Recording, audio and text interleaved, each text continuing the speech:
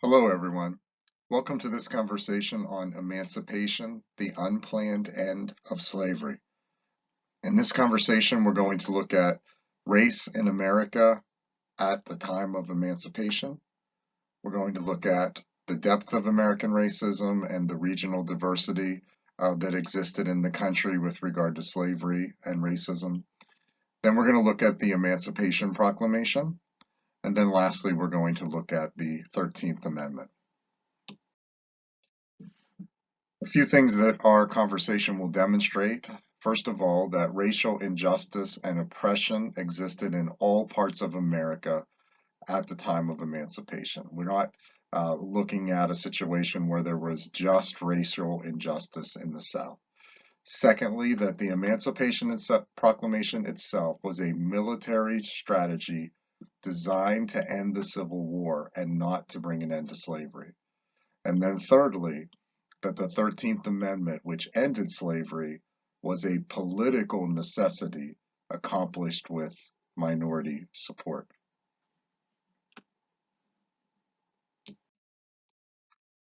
So we want to begin with this question. What was the American mindset on race at the time of emancipation? That's a really important question to consider as we dive into this subject. What were the American people thinking regarding race? What did the country look like on this issue at the time of the Emancipation Proclamation? Abraham Lincoln said in 1858 during one of the famous Lincoln-Douglas debates, he said, "I will say then that I am not, nor ever have been, in favor of bringing about in any way the social and political equality of the white and black races, that I am not, nor have ever been, in favor of making voters or jurors of Negroes, nor of qualifying them to hold office, nor to intermarry with white people." So this is really important for us to understand moving forward as we try to understand the American mindset at this time about racism. And when we look at Abraham Lincoln, he was one of the more forward-thinking people of his generation on issues of race, and obviously did some very significant things to move us forward on this issue, and certainly should be credited for doing those things. But we also have to look at the reality. And the reality is that most people thought the way Abraham Lincoln thought at this time, that it was not acceptable in general. It was not the majority opinion that there could be political and social equality uh, of all races, or that there should be that. And so Lincoln's making clear that he does not think black people should vote, serve on juries, hold any kind of political office, or intermarry with white people. That is the world that we are looking at today in this conversation. That is America at the time of emancipation. Now, of course, there are some people out there that think differently, but this is the majority opinion. And the truth is, many Christians would hold to this opinion. Some would not. There are, as we have stated, always courageous voices that would go to the correct moral choice and take the correct position. But the majority opinion in America would be very similar to that as expressed by Abraham Lincoln. So this map helps us to understand the complexity of America at the time of emancipation. So we want to understand that the Emancipation Proclamation is going to be issued in the middle of a civil war. And so what did America look like in the middle of the Civil War? What was the United States of America at that time? And so you can see up here we have the states in the darker blue color. These were, and including Oregon and California, these were all states that were still part of the Union, that were free states. These are states where either they never had slavery or they had slavery at some point and abolished it. But there is no slavery in any of these territories. Now, we don't want to say there's no racism in any of these territories or no discrimination in any of these states, but there is no slavery in these states. The Union, though, was also comprised of four more states: uh, Missouri, Kentucky, West Virginia, Maryland, and Delaware. West Virginia is kind of complicated, but that would be the fifth state. But slavery existed in all of these states, even inside of the Union. So you have a Union that has problems with racism and discrimination, and also a Union where slavery is still existing. You then have the southern states. You have 11 southern states who left the Union to fight to defend the institution of slavery as it was, and so you have the country involving this area, which is at this time in rebellion against this part of the country. Then you also have all of this territory out here, which is not completely organized yet. It's organized into territory that's not become states. So this territory is the territory that is in process of becoming uh, states ultimately. And we have seen in previous conversation that it's what to do with this territory that actually broke the Union apart. It's not getting rid of slavery down here that brought about the Civil War. It was what to do with this territory.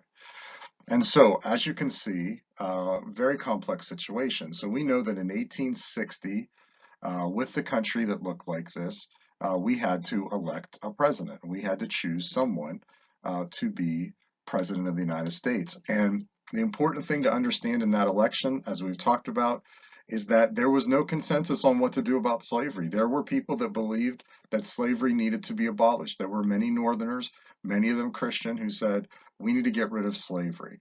It's wrong. We need to end it right away. It's not the future of America. So you have abolitionists in America. And that's one view of slavery. On the other end of the spectrum, you have people that consider themselves to be what we call constitutional guarantee thinkers with regard to slavery. And that's a lot of these people. And they believe that slavery is a constitutional guarantee. That the Constitution protects your property and it can't be taken away, and so it's not even an issue to talk about. Slaves are property. That's the end of the conversation. The government has no right to be involved in this conversation. You have those folks, and you have people that were saying in the 1850s that we need to let these new territories decide for themselves whether they want to be slave or free. That was the popular sovereignty group. They're saying it's not our business back here in Washington to make this decision for the whole country. We'll let these people decide for themselves. It's kind of like letting democracy run its course.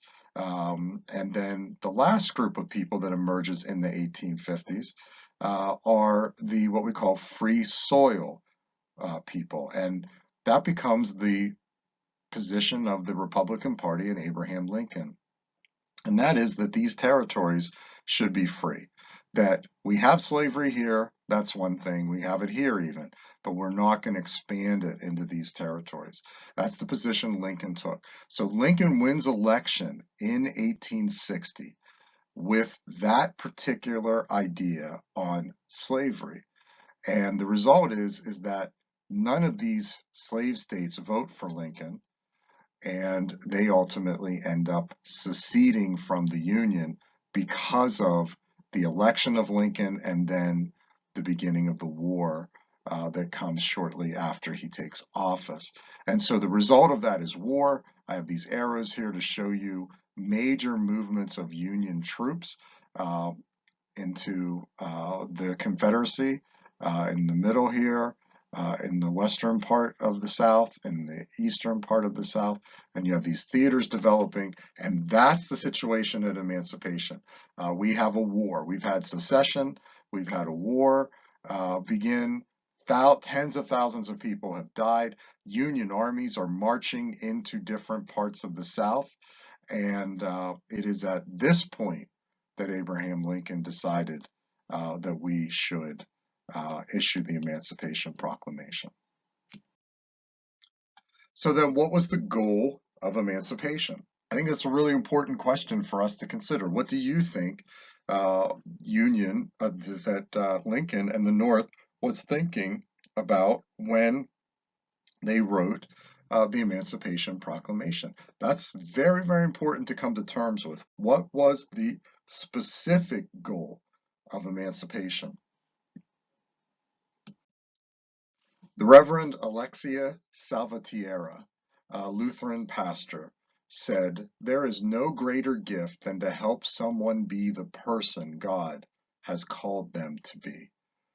I chose this quote to lead into this conversation because I want to think through whether or not that's what Lincoln had in mind, because that's important. Did Lincoln have in mind we need to help slaves become the people God made them to be? Is that the goal of emancipation? Is that what Lincoln was thinking? Is that what Northerners were thinking when they made this critical decision to start to free the slaves? So I think the facts prove out that the answer to that question was no. That is not what Lincoln was thinking. That's not what the North was thinking. And so we understand that by looking at the basic facts. Lincoln issued the preliminary Emancipation Proclamation on September 22nd, 1862.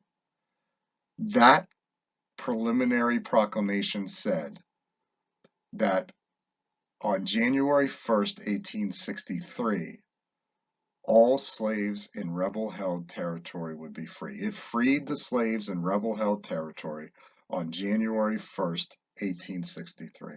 Now we have to break that down for a second and understand who is being freed on January 1st, 1863. Only the people, only the slaves who are living in territory in rebellion and in control of a southern state that's in rebellion. That's the only place that a slave would be freed at the time of the institution of this on January 1st, 1863. So we ask a question: why would you issue this on September 22nd, 1862, several months in advance? Why wouldn't you just declare on September 22nd all slaves in rebel-held territory are free? Why wouldn't you just declare all slaves to be free on September 22nd? That's not what they did. Lincoln said on September 22nd, on January 1st, all slaves in rebel-held territory. That's not in Maryland or any other place that's part of the Union, where we've seen the complication of you have slave states in the Union. This doesn't affect them at all. This doesn't affect areas of the South where the Army has already gone in and retaken control. It only affects areas of the South where rebels are in control of territory, and Lincoln's saying slaves are freed there. So technically speaking, it's almost like no one is going to be freed on January 1st, 1863, because these people are living in rebel-held territory, essentially. So what's the point of this? How do we interpret this? Well, we interpret it to understand that it was a military strategy. Lincoln's choice was military. It was designed to end a war and not to end slavery. And here's why. The primary goal of emancipation, of the Emancipation Proclamation, was to persuade Southerners to surrender. That's why you have it issued in September and it goes into effect in January. That's the only reason for that delay. That time period was critical. Lincoln believed that Southerners may surrender in between September and January. Why would Southerners just choose to stop fighting at this time? Well, Lincoln had given them a really difficult situation to deal with. He was saying that if you don't surrender by January 1st, your slaves will be freed. This was, other than their property, the most valuable thing that most Southerners possessed was their slaves. And Lincoln's saying, I'm just going to blow that whole system up on January 1st, 1863, if you are in rebellion. So Lincoln is giving Southern states in rebellion, he's giving slave owners an incentive to end their rebellion. And that is that if they end their rebellion right now, if they do it before January 1st, 1863, they can keep their slaves. That's how we have to understand this. This is a military strategy to end a war. And if that, and there's a second aspect to this military strategy, if that doesn't work, if Southerners aren't persuaded to give up, the second element kicks in, which is slaves will begin to be freed in these territories, which will weaken the South by removing their labor supply. The South had a tremendous advantage in fighting a war in which they had their own labor supply, able to work their farms and do all the work at home while the slave owners went off to fight the war. And so the second element, if slave owners and Southerners did not quit their rebellion by January 1st, the second element would start to kick in, which would be to weaken the South by removing their labor supply. So it's a military strategy to end a war rather than to end slavery. So then how does slavery actually end? Well, interestingly, the way it ends, and this picture kind of helps us to see it, is through Black initiative. The slaves took initiative and began to move. And once the slaves became aware of the Emancipation Proclamation, as the army moved through the South, slaves flocked to the army. The army itself becomes the agent of freedom. The Union armies, as they're doing that movement, we saw the three prongs of where Union troops are moving. Slaves are going to flock to the army for their freedom. They're going to follow the army to freedom, which is going to create an enormous problem, a massive humanitarian crisis. How ironic that this is what this all added up to, but the reality was these armies were not prepared to deal with tens of thousands of slaves following them around. They did not have the provisions, they didn't have the shelter, they didn't have the food, they didn't have the clothing. These people were flocking to the army with literally nothing except what they could carry, the clothes on their back. They don't have possessions, they don't have money. They are just flocking to the army. And so we have this massive humanitarian crisis that occurs as a result of the Emancipation Proclamation and Black initiative and moving towards the armies. And then we have this kind of culminating result, which is there's no way to go back now. This interesting set of circumstances and events. It's like dominoes. You push the one domino over and the rest begin to fall. The reality is there's no way back to slavery. The Emancipation Proclamation, designed to create, to end the war, a military strategy not designed to bring an end to slavery, ultimately creates opportunity for Black Americans, for slaves, to move to the army and initiate their own freedom. And the result of that is that there's no way to go back. There's no way to take these people back to slavery. That is no longer viable once we get a few months into the period after the Emancipation Proclamation of 1863 goes into effect. So that leads us to the next question. Was freeing the slaves enough? So what we have to understand here is that there's no plan. I mean, I think that's something that people miss in all this conversation. There's no plan for what this is going to look like once we free the slaves, because the plan wasn't really to free the slaves in the first place. And so now we're asking the question immediately, is this all that's needed? So just free all these, is this almost 4 million slaves in the South? We're just going to free almost 4 million people and hope for the best. Is that enough, or are there other things that would need to be immediately incorporated into this conversation? Was freeing the slaves enough?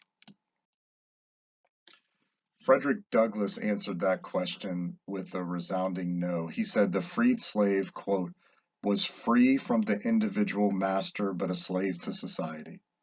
He had neither money, property, nor friends. He was free from the old plantation, but he had nothing but dusty road under his feet. He was free from the old quarter that once gave him shelter, but a slave to the rain of summer and the frost of winter. He was turned loose, naked, hungry, and destitute to the open sky. I find this quote to be very interesting, especially when Douglass says that he didn't have money, the freed slave didn't have money, didn't have property, he didn't have friends. What did he mean by that? Do slaves not have friendships with other friends? No, what he means by that, I think, is that slaves did not have connections with people with resources. We all need that's beneficial to all people in society to have people that can connect us to jobs and housing and resources. And Douglass is saying they don't have these basic things. They don't have money, they don't have property, they don't have connections and friends. They're basically destitute. That's what freedom looked like uh, in the early stages, and that is not enough.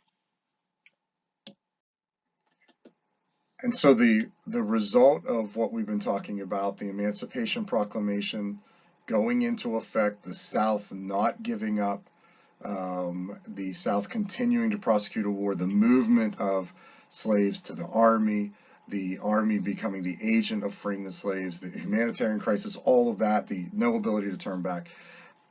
The result of that is what we call the 13th Amendment to the Constitution. That is the legal statement that said we're not going to do this anymore in America. We're not going to have slavery. So that amendment is approved by Congress, or what we call proposed by Congress on January 31st, 1865, and it is ratified by you have to have three-fourths of this, you have to have two-thirds of Congress to approve an amendment to propose it, or two-thirds of the states. This one was done in Congress. You then have to have three-fourths of the states approve it. So by December 6th, 1865, three-fourths of the states had approved the 13th Amendment. What did it say? It said neither slavery nor involuntary servitude, except as a punishment for crime whereof the party shall have been duly convicted, shall exist within the United States or any place subject to their jurisdiction. And so this is a very clear statement on the end of slavery in America and in any territories belonging to America. So that means in northern states, southern states, territories, everywhere, wherever it is. Very important to note here, except as a punishment for crime. This is going to be problematic moving forward. And this is going to raise a lot of questions and issues to be discussed later. Couple points to understand about this amendment. The first is that when two-thirds of Congress approved this amendment, there was no Southern representation in the Congress. All of those seats that were the seats of Southern members of the House of Representatives and Southern members of the United States Senate were vacant because of the war. So as this process goes forward and as the amendment itself is approved by Congress on January 31st, these states do not have representation yet. They've not regained their representation. So as a result of that, it is essentially proposed by a Northern Congress. Now, it is ratified by Northern and Southern states. And you might say, why on earth would Southern states approve it? Well, most of the states that approved it first were Northern, but then Virginia approves and ratifies, and then later some other states. And it couldn't be ratified without Southern states. Three-fourths is too many for just the North. And so you need those Southern states. So why was it the case that Southern states came along with the 13th Amendment? Well, first of all, we have to understand Most slaves had already been freed by the Emancipation Proclamation, by the movement of the army. And just the reality of this institution is coming to a halt, the reality of the war, how many people had died, the reality that we don't want to move forward with this institution anymore. We can't go through this again. We have to put this into our past. So some states had acted on their own initiative. Some states had acted as a result of being given some status, but being under the control of a government very much influenced by the North. But the truth is, most slaves were already freed by the time this amendment is ratified. The second thing that we need to understand is Southerners are going to go along with this because this amendment nullifies what the Constitution said about slavery. So the fugitive slave clause in the Constitution is now nullified. The three-fifths compromise, which said that a Southern state gets representation in the House of Representatives based on three-fifths of the slave population, basically. Now they all count. Now all of the population counts in Southern states. So this is going to significantly increase the political power of Southern states as they begin to come back into the Union at the end of the war. And remember, by December of 65, the war is over. The war comes to an end in the spring of 65, so the war is over by December of 65. So the 13th Amendment ended slavery in all of the United States and its territories, except for punishment for crime. It was proposed by a Congress without any Southern representation at all, but ultimately ratified both by Northern and Southern states. In this conversation on emancipation, the unplanned end of slavery, we've looked at the racial environment in America at emancipation, the complication of that environment, the depth of American racism, the diversity in the country. We've looked at the Emancipation Proclamation itself and come to terms with what that was attempting to do, and we've looked at the 13th Amendment bringing an end to slavery. Some takeaways from this conversation. First, racism and racial oppression existed in all parts of the United States at the time of emancipation. Secondly, Northerners fought the Civil War to restore the Union, not to end slavery. The Emancipation Proclamation shows us that. This was putting the country back together again, not specifically to bring an end to slavery. Third, the Emancipation Proclamation was a military and political strategy designed to end the war, not to end slavery. Fourth, Black Americans seized the opportunity for freedom and made the continuation of slavery after the war impossible by moving to those armies. Also creating a humanitarian crisis, but basically making it impossible to move forward with slavery after the war. Fifth, ending slavery was a political necessity, not the result of any kind of moral consensus that we need to stop this. It's a different thing. It's a political decision to end slavery because it's just not politically practical anymore. And sixth, because the end of slavery was unplanned, there was no plan for racial equality after slavery. That's extremely important for us to understand. There was no plan for racial equality, and there was no consensus that we should even have racial equality, as we saw in the Lincoln quote. Some things to think about with regard to this conversation, some questions that we should be considering.